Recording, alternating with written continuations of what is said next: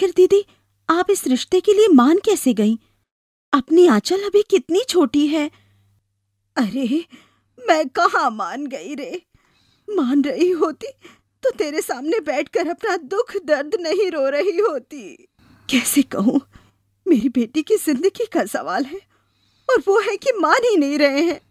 कह रहे हैं मैं गरीब हूँ, बेटी को ठिकाने लगा दूंगा तो मुझे थोड़ी राहत मिलेगी। ठिकाने लगा दूंगा? वो कोई भैंस बकरी है क्या जो ठिकाने लगा देंगे? अरे, जीती जागती इंसान है, और देखो तो 10वीं में कितने अच्छे नंबरों से पास हुई है। भला ऐसे कैसे उसकी शादी के बारे में सोच सकते हैं? अनीता, अनीता, मेरी बेटी को बचा लो, बचा लो मेरी बेटी को। अनीता सोच में पड़ जाती है, क्योंकि वो आंचल को बहुत पसंद करती थी। वो उसकी जेठानी की बेटी थी, लेकिन पूरे घर की जान थी। उसके पिता मजदूर थे और वो अपनी बेटी की शादी एक अधेड़ उम्र के आदमी से करना चाहते थे, जिसकी पहली पत्नी का निधन हो चुका था और उसके दो बच्चे भी थे।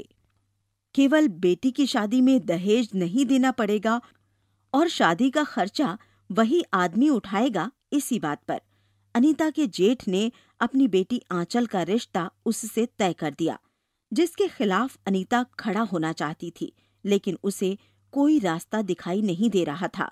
तभी उसने अपने पति से बात की। विनोद, आप समझने की कोशिश क्यों नहीं कर रहे? आंचल अपनी बेटी जैसी है। बेटी जैसी है? बेटी तो नहीं है, अब मैं क्या कर सकता हूं? मेरी खुद की आमदनी देखी है तुमने? कितनी मुश्किल से घर का गुजारा होता है। अपने गोलू की फीस तक मैं अच्छे से नहीं जमा कर पाता।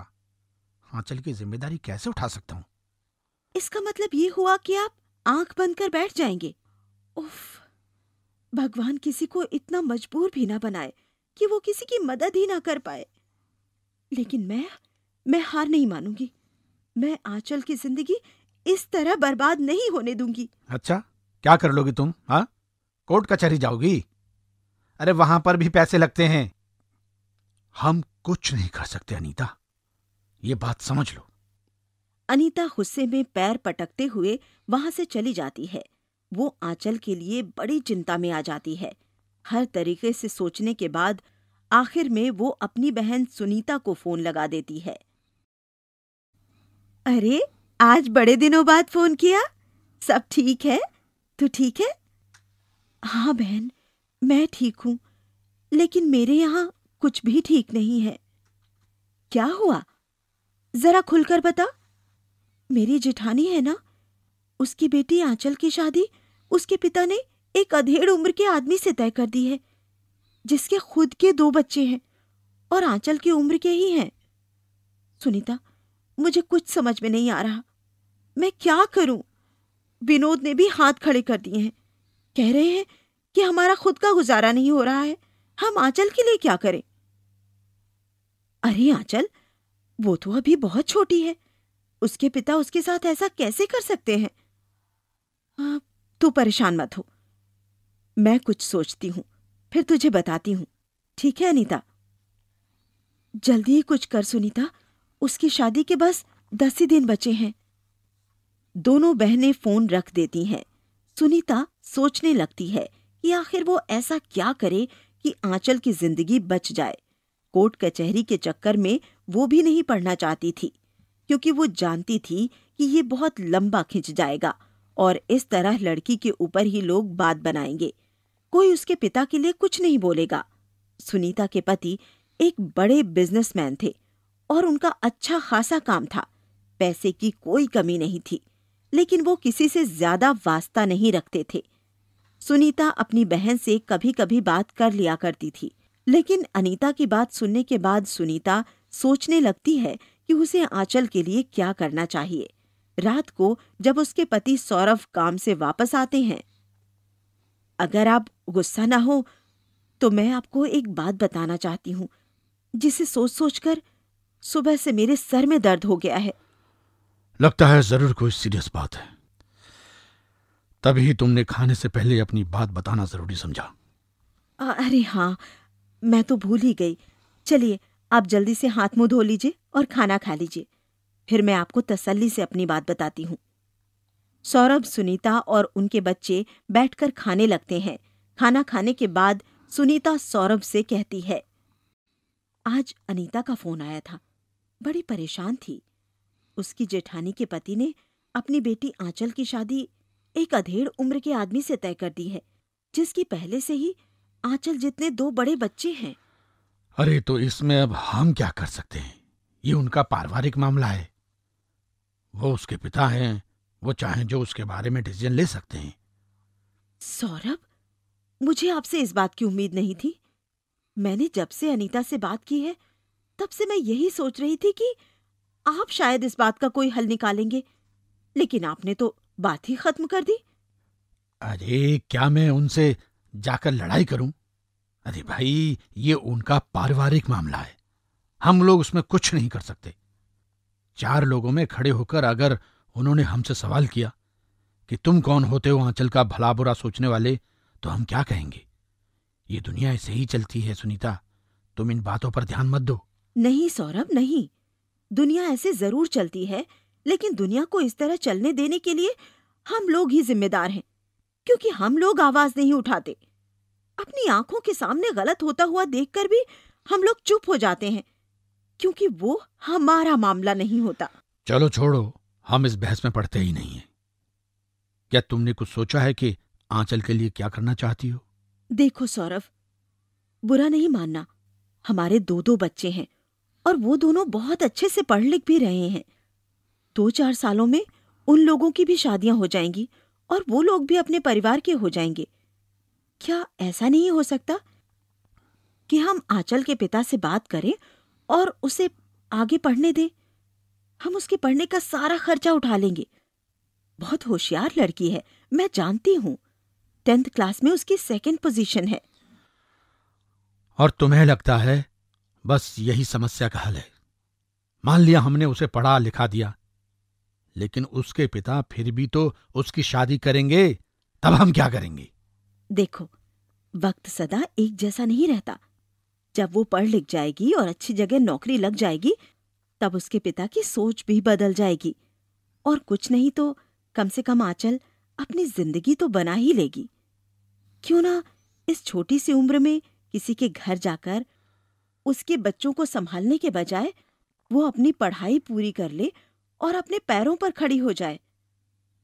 सुनीता की बात सुनने के बाद सौरभ को लगता है कि सुनीता सही कह रही है।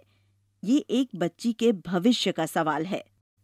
अगर एक कदम उठाने से किसी की जिंदगी संवर सकती है, तो उसे वो कदम उठा लेना चाहिए। वो सुनीता से कहते हैं कि ठीक है, तुम तैयार रहना, हम लोग कल ही अनीता की तरफ चलेंगे। अगले दिन सुनीता और सौरभ अनीता के घर पहुंच जाते हैं। मेरी बहन, मैं जानती थी कि सुनीता तू जरूर आएगी। मैं जानती हूँ तूने जो भी फैसला किया है वो बहुत अच्छा है। मैं भी यही फैसला करना चाहती थी, लेकिन अपनी गरीबी के कारण ये फैसला नहीं ले पाई। बस कर अनीता, कोई गरीबी नहीं है। जब तेरी बहन तेरे साथ खड़ी है तो कौन सी गरीबी? चल, हम अभी चलकर आंचल के पिता से बात करते हैं। वो सब आंचल के पिता से बात करने के लिए चले जाते हैं। वाह, मान न मान मैं तेरा मेहमान। अरे भाई, मैंने तुम लोगों को अपने घर पर क्या बुला लिया? तुम लोग तो मुझे यहाँ कर अपनी अपनी नसीहत दिए जा रहे हो। अरे भाई, मेरी बेटी है, मैं उसका जो चाहे वो करूं। बिल्कुल भाई साहब, आपकी बेटी है, आप जो चाहे कर सकते हैं, लेकिन मत भूलिए कि आपकी बेटी अभी नाबालिग है। अगर मैंने पुलिस केस कर दिया तो तुम न जाने कितने सालों के लिए जेल में चले जाओगे, और फिर सोचा है तुम्हारे इस परिवार का क्या होगा? भैया, सौरभ जी बिल्कुल सही कह रहे हैं। आप कैसे आंचल के साथ ऐसा कर सकते हैं? हमारी इतनी होनहार बच्ची है, पढ़ लिख कर आपका नाम रोशन कर सकती है। उसे अंधेरे की गर्द में मत धकेलो। तुम लोग क्या सोचते हो कि ये सब मैं ऐसे ही कर रहा हूं? तुम जानते नहीं हो मेरे हालात कैसे हैं। मेरी तनख्वाह इतनी नहीं है कि मैं अपनी बेटी के लिए दहेज इकट्ठा कर सकूं। जानता हूं आगे सभी लोग मेरी गरीबी की वजह से मेरी बेटी का रिश्ता नहीं लेंगे, इसलिए जो हाथ आ रहा है मैं अपनी बेटी को उसी के पल्ले बांध दूंगा। भेड़ बकरी नहीं है आंचल, जीती जागती इंसान है। उसके अपने सपने हैं। आप ये बात क्यों नहीं समझ रहे कि जिंदगी एक बार मिलती है और उसे ढंग से जीने का सबको अधिकार है। मेरी बात मानो, मैं आंचल की पढ़ाई का पूरा खर्चा उठाऊंगा और फिर हम तीनों मिलकर आगे अपनी आंचल के लिए अच्छा रिश्ता ढूंढकर उसकी शादी का खर्चा भी उठा लेंगे। आप अपने को बिल्कुल भी अकेला मत समझना। हाँ भाई साहब, हम सब मिलकर आंचल की शादी जब भी करेंगे बहुत धूमधाम से करेंगे और अच्छा वर देखेंगे। सब लोगों के इतना समझाने के बाद आखिर आंचल के पिता को भी लगा कि हाँ, वो अपनी बेटी के साथ गलत कर रहे हैं। आंचल की माँ भी अपने पति को बहुत समझाती है। आखिर में आंचल के पिता को अपनी गलती का एहसास हो जाता है और वो सब से माफी मांगता है। तभी वहां आंचल आती है।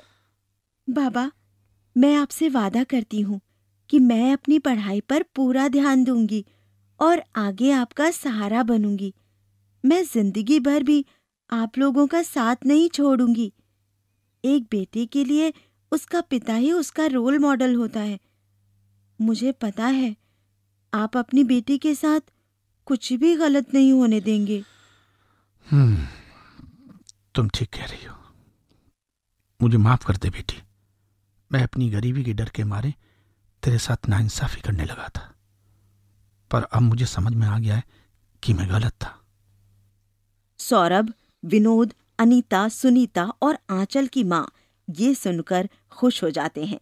आंचल को पढ़ाई के लिए सौरभ पूरी मदद करता है और सभी अपने खर्चों में से पैसे आंचल की शादी के लिए बचाना शुरू कर देते हैं। अनीता और सुनीता दोनों आंचल के लिए बहुत खुश थीं। सुनीता, अगर तुम ना होती तो सचमुच में आंचल की जिंदगी बर्बाद हो जाती। एक पल के लिए तो मुझे लगा था कि जीजा जी शायद इस बात के लिए कभी राजी नहीं होंगे। हाँ, मुझे भी ऐसा ही लगा था। लेकिन मेरी बहन, जब हम किसी बात को ठान लेते हैं ना, तो वो पूरी हो जाती है।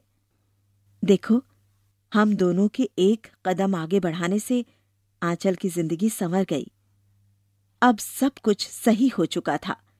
अमीर गरीब बहनों ने मिलकर एक लड़की की जिंदगी को खुशहाल बना दिया।